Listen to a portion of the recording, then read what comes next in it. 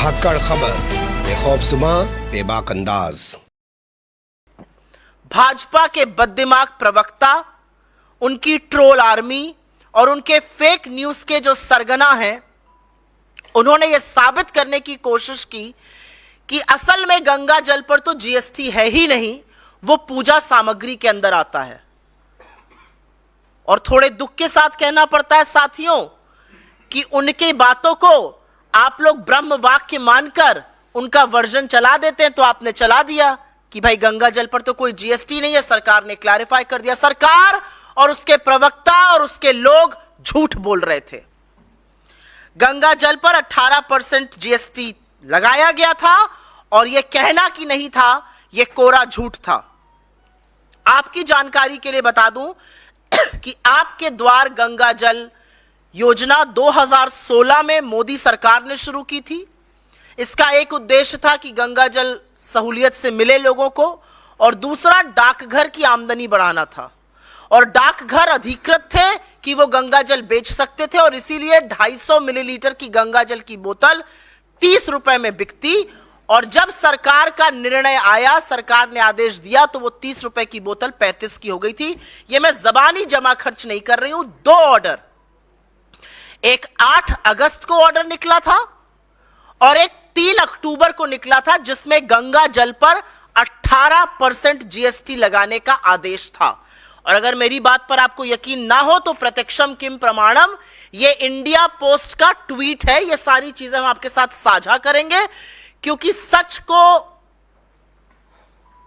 दिखाने के लिए ज्यादा मशक्कत नहीं करनी पड़ती है, और झूठ जो बोलता है उसको बड़ी मेहनत करनी पड़ती है, फिर भी झूठ ध्वस्त हो जाता है। यह इंडिया पोस्ट की एक ट्वीट है 18 अगस्त की।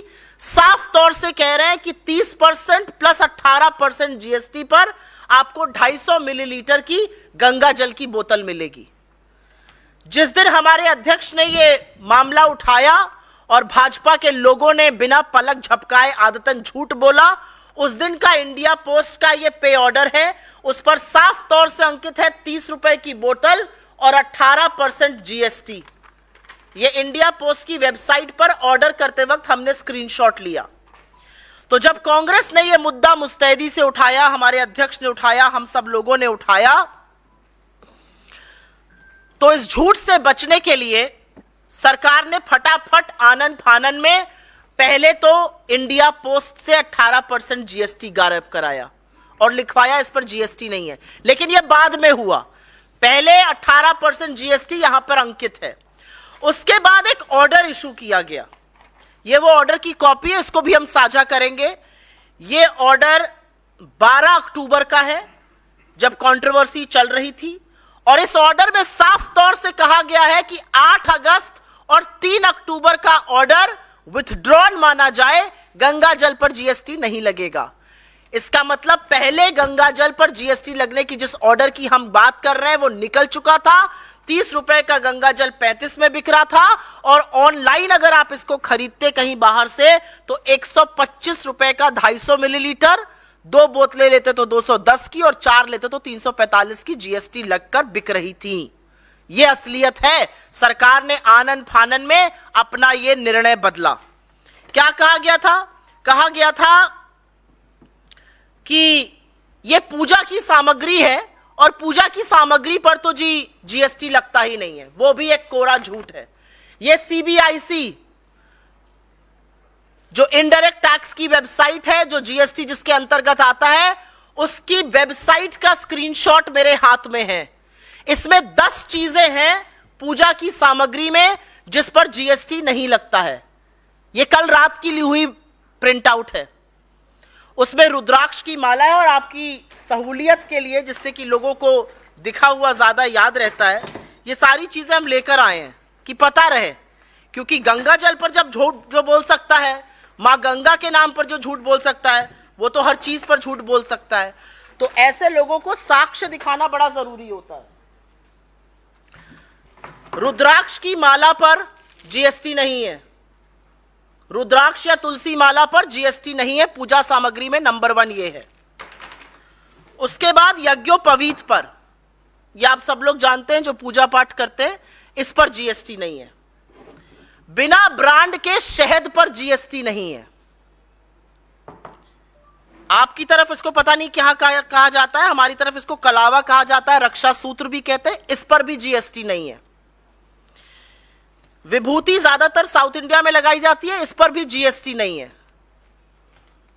रोली पर जीएसटी नहीं है, चंदन के टीके पर जीएसटी नहीं है, दिए की बाती पर जीएसटी नहीं है, और जो खड़ाऊ लकड़ी का, और यह सिर्फ प्रतीकात्मक है, जो खड़ाऊ लकड़ी का साधु संत पहनते हैं या वो लोग जो पहनते हैं, जो अनुष्ठान करते हैं, इस पर भी जीएसटी नहीं है।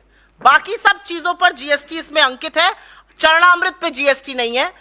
अभी तक इसमें गंगा जल का कोई विवरण नहीं आया है। ये मैं वेबसाइट से जीएसटी की लेकर आई हूं, नील जीएसटी इन 10 चीजों पर है जो मैंने आपको दिखा दिया। गंगा जल का इसमें जिक्र नहीं है।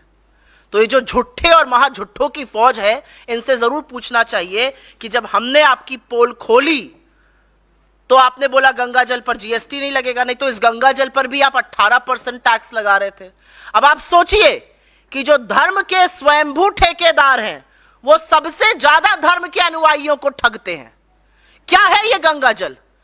हिंदू धर्म में गर्भधारण से लेकर मृत्यु तक 16 कर्मकांड होते हैं और उन सब में गंगा जल अनिवार्य है। घर की शुद्धि के लिए, आचमन के लिए, चरणामृत में जब तक गंगा जल नहीं पकता वो आप देवी देवताओं को चढ़ा ही नहीं सकते हैं। तो इन सब चीजों में गंगा जल अनिवार्य है और सरकार की प्लानिंग तो ऐसी थी कि इस पर भी टैक्स वसूली करी जा रही थी, इस पर भी 18% टैक्स श्रद्धालुओं से लिया जा रहा था।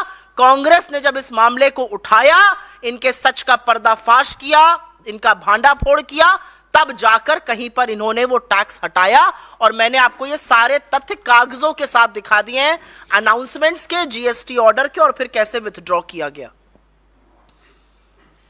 नवरात्र चल रहा है, बहुत पावन पर्व है। 9 दिन देवी के 9 रूपों की उपासना की जाती है।